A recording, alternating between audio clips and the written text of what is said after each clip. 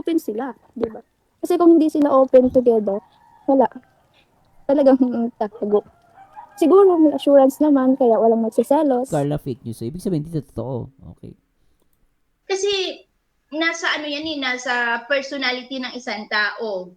Nagagawa nga ni RG na magsabi ng ganun sa... Oo, tsaka kasi, parang, napansin ko nga pala dun sa comment ng nanay, kaya nasasabi yun na ano, parang sinasabi ni nanay, paano ka namin paniniwalaan, paano ka magiging eligible na witness kung ikaw pala in the first place nung tinutulungan ka ni Papa S, nagsisinungaling ka na. O diba? Ko dapat sagutin ng direkta ni Nanay Cynthia.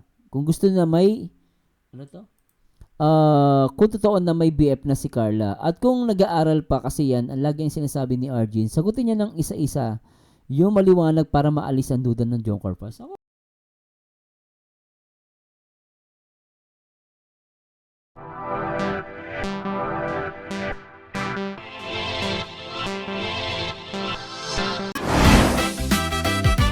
Hi guys, magandang araw sa inyo lahat.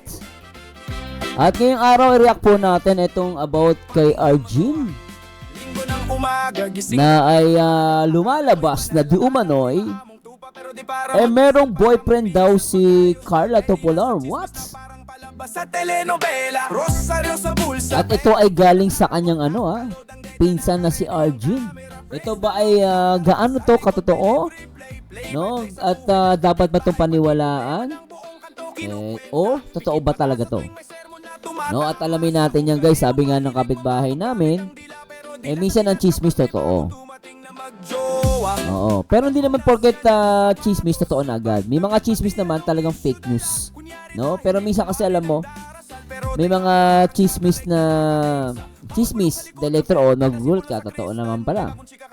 No, and then pero meron mga chismis na hindi naman talaga totoo. Kumbaga paninira, inggit. No, may mga personal na galit lang. No, 'di ba? Pwedeng ganoon guys, nagiging balanse lang tayo sa ating reaction video. Pero alamin natin 'yan, no, at try natin mag-imbestiga ngayong araw. Kaya samahan nyo guys na gumawa ng video reaction at tara pakinggan natin 'to At sige, panoorin mo natin 'to. Sa palagay mo kaya papayag sila ni Cynthia sa ginagawa ni Carla? Oo naman, payag na payag yun. Legal nga sila both side. Legal?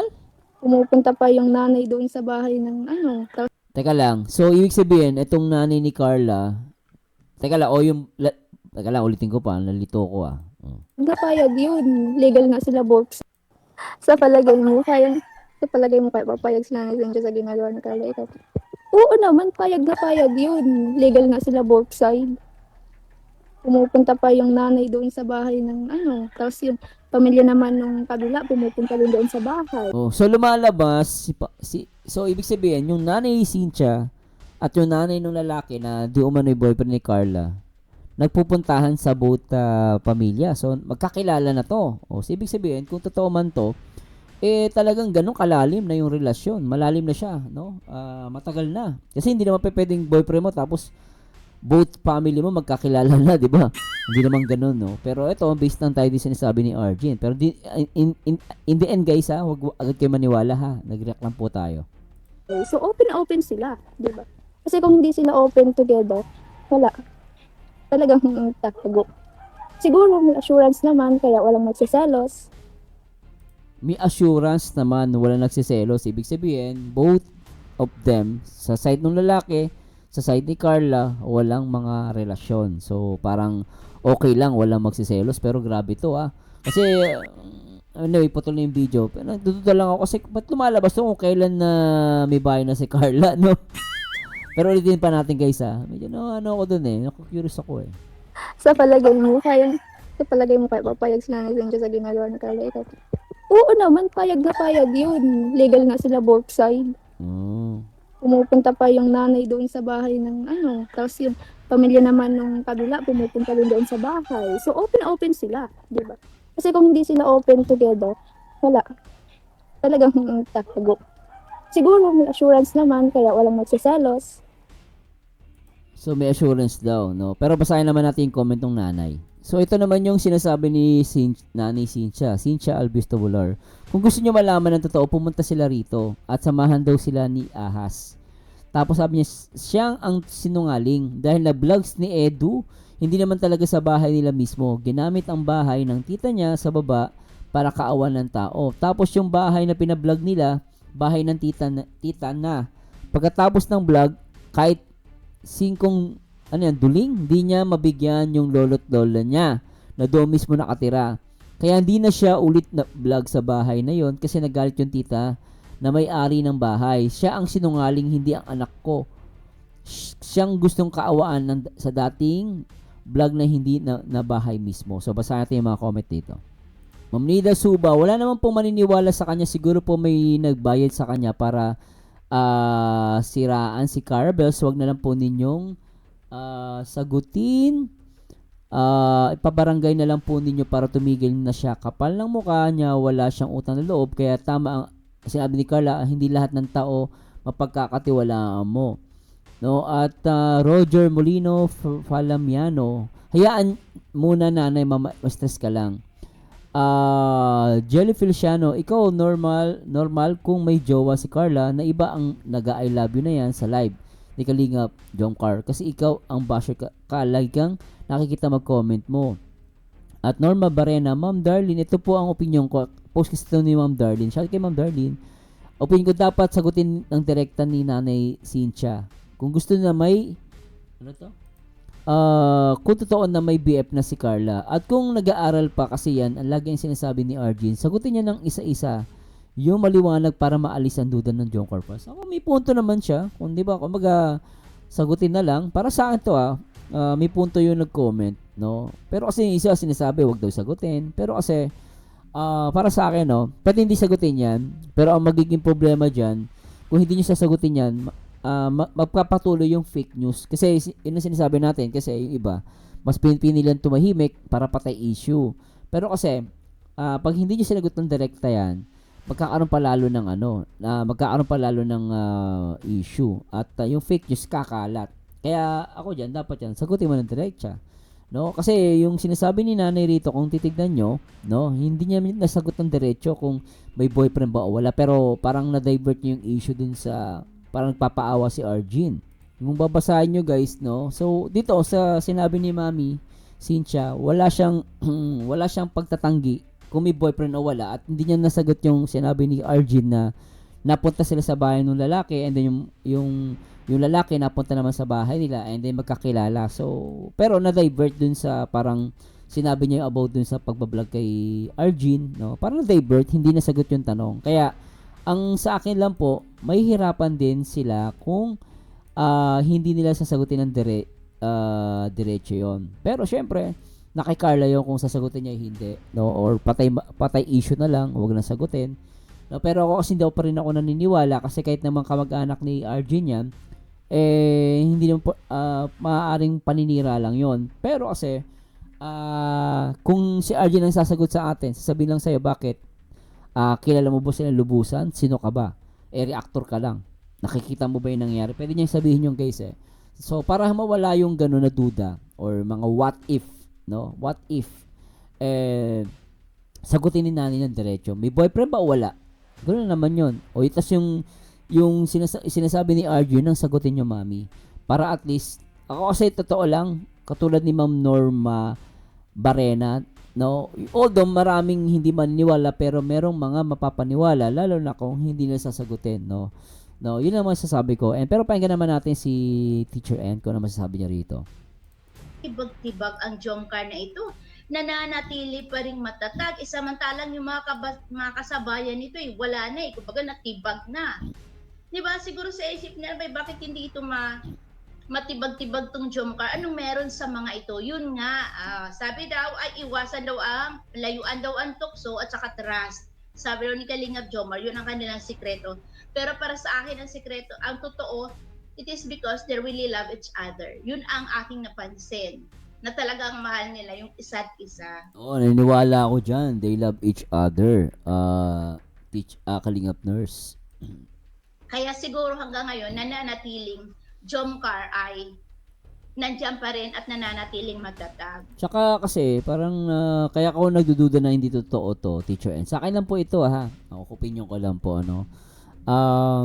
Dahil nga, parang bakit sumasabay kung kailan na yung, alam mo yun, nagkakaroon na nagiging charity vlogger na si Carla. Nakita niyo na may mga upload ni Carla. Tapos ngayon pa, patapos na yung bahay pa ni Carla, ginagawa. Ba't lumalabas, no? But still, guys, no, sila pa rin po ang makakasagot niya, hindi po tayo. And nasa inyo po. And comment po kayo kung ano masasabi ninyo, no? Ako, para sa akin, mas maganda sagutin nila direkta. Totoo ba nakilala ni Nanay Cynthia yung pamilya? O yung, 'di ba? Kilala ba? Kasi kung kilala, kung totoo lang po 'yun, kung totoo 'yun, ang mangyayari po diyan, matagal na pala, no? Matagal na pala yung relasyon. Pero still hindi pa rin po ako naniniwala kasi sabi mo kamag-anak 'yan, may mga kamag-anak nagsisinungaling, 'di ba? Naninira. But still, hindi ko pa rin po yung alam yung katotohanan. No? Nag-i-investigate lang tayo. Pero paano sa Teacher N? Sa live ni July, mag-hire daw ng Spicy Argin para may resibo, sabi ni Chuchi Jonyo. Hindi, ang gagawin niya, hindi niya kailangan mag-hire. Mag-picture siya. Kunwari, kung talagang, hindi mo kailangan nang mag-hire dyan. Or, kausapin mo lang yung mga kapitbahay, o ano, pero bawal yun kasi ano yan invading the privacy talaga yan, guys. No? Pero syempre, naka-Argin yan. Kung anong gagawin niya. Pero yung para mag-spy, pag ginawa niya yon, pwede siyang kasuhan ni Carla. No? Kasi invading privacy yon. Pero, pwede niyang gawin yon, parang sekreto lang, patago. Pero dapat talaga, ebidensya. Tandaan nyo, guys, kahit ako di pa rin ako naniniwala na mukha siyang totoo. Pero yun nga, ako sa akin lang, sa punto na gusto ko maging patas, sagutin ng directly. May boyfriend ba? Wala. Sabi niyo, walang boyfriend. Kilala niyo, totoo bang kilala niyo yung hindi po. Pwede ganun. Sagutin nila, no? Or else, tumahimik na lang sila, huwag na lang sagutin. Nasa kanila po yun. No? Pero, alam mo naman, no, nakakaduda lang talaga yung Argin. Hindi ako naniniwala, no? Pero kung mayroon pa siyang mapapakitang ebidensya, kasi sa mga ganitong bagay, kailangan mo na may ebidensya. Tapos, yung statement mo dapat tumutugma. No, yung ebidensya mo tsaka yung sinasabi mo dapat tumutugma. Pag hindi tumugma kasi yon, doon ka makikita nagsisinungaling ka. Wala pa puro daldal lang ginagawa niya. Mahirap yon. Kailangan pa rin meron siyang ebidensya. Hindi mag-hire na siya kung gusto niya. Kung may resibo nga siya. Kasi ako, I do believe Carla Bells. Naniniwala ako kay Carla na yung sinabi niya na fake news at hindi totoo, I do believe her. So sinabi na pala ni Carla na fake news talaga. So pag sinabi ni Carla yon, ano pa rin yun? Okay na, sagot naman pala. No, pero yung kasi bagay, no? Okay na rin sinabi ni Carla, pero yun nga, is a matter of time or magpo-provide sila ng ebidensya. So at least sinabi ni Carla fake news. So ibig sabihin hindi totoo. Okay. Kasi nasa nasa personality ng isang tao. Nagagawa nga ni Argin na magsabi ng ganun sa... Oo, tsaka kasi parang napansin ko nga pala dun sa comment ng nanay, kaya nasasabi yun na parang sinasabi ni nanay, paano ka namin paniniwalaan, paano ka magiging eligible na witness kung ikaw pala in the first place nung yung tinutulungan ka ni Papa S, nagsisinungaling ka na, di ba? Baga parang sinasabi ni nanay na una pa lang sinungaling ka paano ka namin paniniwalaan? Kumbaga, gumagawa ka ng tumatagpik-tagpik ka ng istorya. Kumbaga, kung ikaw judge at titignan mo yung capability or yung background ni Argin, talagang sinungaling. Yun ang sinasabi ni nanay kasi sinasabi naman nung iba, bakit di sagutin ng diretso? Pero kung ang punto siguro ni nanay rito, ba't ko sasagutin? Sinungaling yan. Para saan pa? Para magpaliwanag ako. Sinungaling yan. Kasi una pa lang daw, pagbablog ni Edo, sinungaling na siya. So, nagigets ka na yung punto ni Mami Cynthia. So, ganun po ba, di ba? So, parang ganun sinasabi ni Mami Cynthia na, una pa lang sinungaling na yan. Ba't pa namin sa paniniwalaan? And then, sinabi daw ni Carla na fake news, di ba? Sa public, pinsan niya si Carla Bells, nagagawa niya ang bagay na yon. Sabihin ang ganon, kaya niyang gawin pero si Carla hindi kayang gawin yun. iiyak na lang siya. O, di ba mga kalingap? Hindi nga eh, kaya nga tama yung sinabi nung nanay na sinungaling talaga eh, no? Yan no, talagang ito, pinakita ni Mami rito, hindi, sinungaling yan eh. Umpisa pa lang, sinungaling ka na eh. Para saan pa papaniwalahan ka namin. May punto yung nanay eh, no? Pero still, nakalala Mami kung sasagutin nila yun, di ba? Ma'am, kapag po mga kasama nyo ang hindi nagtupad sa rules ng kalingap, sinisita nyo po, pansin ko po, lagi po kayo sabay sa live ni Kuya Val. Respect po sana. Palagi daw ako sabay sa live ni Kuya Val? Sino ang palagi sabay sa live ni Kuya Val? Si C. Ayun, Mariti. Ano ba to? Marita Mayo, ma'am, kapag po makasama nyo ang hindi nagtupad sa rules ng kalingap, sinisita nyo po. Huwag ka magtsitsamba, ha? Si Sharif ha, showed out, ang tagal na ng issue ng mga boyfriend or girlfriend issues, pero hanggang ngayon, wala silang ipapakita resibo na nagkasama si Carla at yung sinasabi. Yun nga, tama ka dyan, si Sharifa na tumbok mo. Yan ay isa sa Ito yung pinakamaganda kasi, evidence and yung yung statement mo. Hindi pa pwede kasing sinasabi mo lang. Tandaan nyo guys, as long as sinasabi niya lang pero wala siyang i-resibo, mahirapan tayo. So kailangan niya ng resibo. Kasi hindi ka paniniwalaan. Pag sinabi mo yung bagay na yon pero wala kang resibo, lalabas chismis, gumagawa ka ng kwento.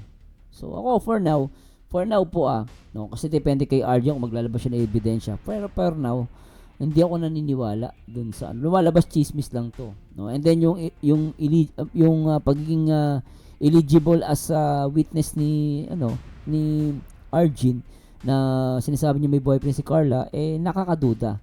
No, hindi mo siya paniniwalaan dahil una pa lang sinungaling na, di ba? Ganun po 'yon. Pero sabi ko nga kung si Arjen ay maglalabas ng ebidensya, tsaka tayo maniniwala, no? Pero dapat yung ebidensya niya tumutugma doon sa sinasabi niya. Kasi kung hindi, mahirapan, di ba? sasabihin ko na, kumbaga, puro lang salita, puro lang hearsay. Ano ang paniniwalaan nyo? Yung nakikita ninyo na palaging magkasama ang Carla Bells, mapa-on cam, mapa-off cam. Ang sinasabi kong on cam, yung nagtitaping sila sa Kalingap, bilang Kalingap Angel, at yung mag-love team sila ni Kalingap Jomar na i-upload sa channel ni Kalingap Rob. Pero itong sinasabi ko na off cam, yung personal na mga lakad nila, katulad ng pamimili sa, di ba pumunta sila sa Naga at may bibilin si Carla Bells. Sinamahan ni Kalingap Jomar, nagpasama itong si Carla Bells, so kasama sila. So bakit hindi yung boyfriend ang yayayain ni Carla? Bakit ito si Papa Joms? Ipunta si Ma'am Arjen si Teacher N. Tama naman. So mga ganun ba? Ano ang dapat nating paniniwalaan? Yung nakikita natin ng ating, yung meron na tayong concrete na evidence na andyan talaga nakikita natin, o sila, o siya, nadaldal at wala namang mga proof na sinasabi. Yun ang mahirap kasi doon, puro daldal. No? Puro daldal kasi. Dapat maglabas siya ng ebidensya. Biri mo, kamag-anak mo, nakikita mo biri mo, nakikita mo, tapos may cellphone ka. Hindi mo magawang picturean. Di ba? Kaya mag-selfie ka. Di ba? Ba't di mo magawa? O kaya, totally, pero siguro naman may kakailangan ka mag-anak na kaka-close mo. Di ba? Pwede mo picturean. Ganun naman yun. Pero kasi lalabas, sinungaling siya kung walang ebidensya. Tama naman si Mama doon. Ayun, mga Kalingap. Ayun, shoutout po. Maitama mo, hindi lang pwede sabayan sa oras ng 8 ng umaga at ng gabi. Kasi kung tagal mo na manood sa Kalingap, dapat laman, So anyway, so yun yung ating update dito sa tanong, may boyfriend may boyfriend nga ba si Carla? No, pero sabi ko nga sa inyo guys, ang chismis minsan totoo. Pero hindi lahat ng chismis dapat mong paniwalaan. Kasi para yan sa mga artista, di ba? May lumalabas na mga rumors. Kasi minsan nagsisimula yan sa rumors. Tapos later on, itatanggi. Tapos meron pala. Pikit mata sa tuwing Pero may mga chismis naman na hindi talaga totoo. Pawang inggit, paninira lang, fake news para manira, no? Syempre hindi naman pwede sabihin, kamag-anak yan eh. Kahit kamag-anak, bakit ang kamag-anak ba minsan mapagkakatiwalaan mo, di ba? But still guys, baka mamay mapahiya na naman tayo. Kasi parang nangyari kay Papa Dan. Dati pinagtanggol ko din si Papa Dan na hindi totoo. Pero later on, dahil may mga ebidensya, nakita yung paa niya dun sa TikTok ni Jenny.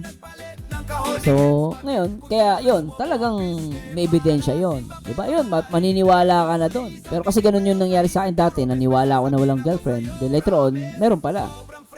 No? Pero ito, wag masaktan sa si Papa Dan. In-example ko lang kasi mahirap din po kasi ako as a reactor, gusto kong maging balanse, baka later on kami mapahiya. No? Pero ako, as of now, naniniwala po ako na paninira lang to kay Carla Topolar. No? Paninira lang yon, no? Pero not unless, sabi ko nga, kung may lalabas na resibo, kung walang resibo na may lalabas, at yung statement hindi tumutugma sa sinasabi sa mga ebidensya niya, mahirap po maniwala dyan. And ako naniniwala ako na si Carla mas nagsasabi ng totoo kaysa pinsan niya. Kasi nga yung pinsan niya sinungaling. Para sa akin lang po, opinion ko lang yun, di ko pinipilit. Pero kayo guys, ano masasabi ninyo? Kailangan bang magsalita yung nanay na direkta, sagutin yung mga paratang na katulad nun, na kilala daw nila yung family ng lalaki. Tapos yung lalaki kilala yung family nila. Sa both side, then legal daw. Sagutin nila. Kailangan bang sagutin? O wag na lang sagutin? Para matapos na. Kasi pag hindi sinagot minsan sa akin, ako paniwala ako guys sa akin Pag hindi mo kasi sinagot yan, mananatiling yan. Mumultuhin ka. Ngayon, issue ngayon, tahimik, stop. Then later ilang panahon na naman, babalik yan ang babalik. So para sa akin, ako tatanungin nyo, gusto ko sagutin ng direkta. Hindi totoo na paratang na may boyfriend, o yung nanay kasi siya involved Sabi daw, yung nanay alam daw So, pero sinagot naman ni Carla na fake news. Sabi niya. No. So, yun. Sa tingin nyo, kailan ba sabihin o hindi? Wag nang pansinin ang sinungaling si Arjun. Diba, no? So, sa inyo lang guys, nagiging balanse lang tayo sa ating reaction video. And gusto ko pa marinig ang iyong comment. Kaya please, comment, like, and subscribe. And salamat po sa mga Jomcar. And naniniwala ako na kahit tinawag na Jomcar matatag. Tama sinabi ni na marami na mga collab team na actually Jomcar na lang talaga masasabi mong matibay dito na love team. Jomcar talagang yung salitang Jomcar matatag talagang fit na fit sa Jomcar. Anyway guys, please comment down below at kung may sabi akong i-correct nyo na po, pasensya na po at po ay nagiging balance lang tayo at nag-react lang po tayo based sa mga napapanood natin, nakikita natin. And maraming salamat sa Diyos. Ito po ang paborito nyo reactor. Nag-iisang Marzano TV 2.0 and to God be the glory. Paalam, good day. May Bible verse sa ilalim. Pagpasok sa simbahan